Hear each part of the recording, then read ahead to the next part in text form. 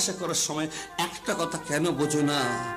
যারা স্মৃতিতে সিঁদুর দেবার আগে গর্ভে সন্তান দেয় তারা যে কখনো সিঁদুরের মানে বোঝে না, তারা কখনো সিঁদুরের মানে। আমি যে ছেড়েছিলাম, আমি কি ভাব করেছিলাম? আমার তো একটা জীবন ছিল, একটা স্বপ্ন ছিল, একটা ভবিষ্যৎ ছিল।